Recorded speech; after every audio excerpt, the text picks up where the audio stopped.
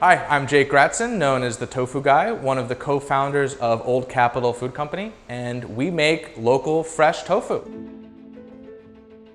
So I've enjoyed tofu my whole life. We started this company with the idea that fresh tofu was just inherently better, and we started off in a very small kitchen just to prove this concept. We started making it, giving it to people just to see if they liked it, and it turns out that we had something that people really did enjoy. So we put a little bit of money into building a very small kitchen. The whole place was about 500 square feet of kitchen space, and it was tight, but we were able to make a clean, delicious product and start to build a customer base. Only in the past year have we been able to really move into this new facility, which we're super proud of. It's much larger, much more specialized, and we're able to make the same handmade quality local tofu, but more efficiently and better. And so we're really proud of this new space, and we can't wait to show it to you. The process of making tofu is both simple yet complex and nuanced. It starts off, we use all Iowa soybeans, so they're organic soybeans grown by farmers in the area.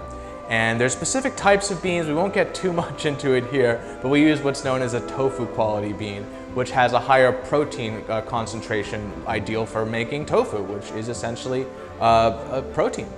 So we start with the Iowa soybeans, and the day before we're going to make tofu, we soak the amount of beans that we're going to be using for that next day's production. Once the beans are soaked, and that can take, depending on the temperature, anywhere from 12 to 24 hours, we'll grind them batch by batch and add more water in the process. Throughout our entire process, we use only reverse osmosis water, which is the most pure filtered water that we can make. Tofu only being the three ingredients of soybeans, water, and then the coagulant, which we'll get to in a minute, of magnesium chloride. It becomes really important that each ingredient is exactly what you want it to be. So we grind the soybeans with some water, and that kind of makes it like what we call soy slurry. It's a very pulpy kind of a milk. We'll then cook that with an agitated kettle to bring it to a boil. Bringing it to a boil is extremely important because it removes a part of soy that is undigestible, known as a trypsin inhibitor. It's an enzyme that it boils off. And so bringing it to a boil, holding it at a boil, removes it and makes the soy protein perfectly digestible. From there, once it's cooked, we put it into the hot slurry tank, where it then gets filtered out. All that pulp gets taken out, leaving us with the soy milk. This is an extremely important phase to make sure any of that solid content, that fiber, known as okara, doesn't get into the soy milk, because that would essentially create a gritty, grainy tofu, which is really something that no one wants. From the soy milk, once we have the quantity of soy milk that we want, we then use a coagulant, magnesium chloride, which is the other half of sea salt when you take out the sodium. And this creates a curd and a whey from the soy milk. So you get this pudding-like consistency to the whole thing.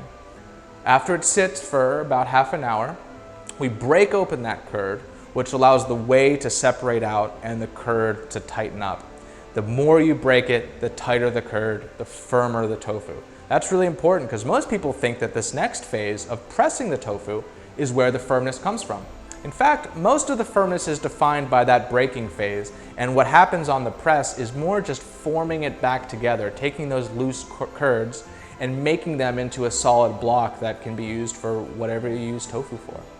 From there, we take it off the press, cut it up into pieces, and then it becomes a rinsing and cooling process. The faster you can rinse it and cool it before you package it, the better the shelf life, the more the freshness. So we try to get through that as quickly as possible. So we rinse the tofu, get off all that surface whey, and pack it into a cold water tank, where after about 45 minutes, we're packaging it either for retail, where you get it at the store, for the dining halls, where you'd eat it in the cafeteria, or for restaurants, where you'll eat it in your favorite dishes.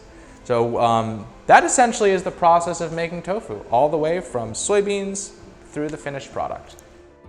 There's a lot of mystery and misinformation surrounding tofu on all kinds of topics, but a lot of people just think that they don't like it, that there's a texture problem or a taste problem.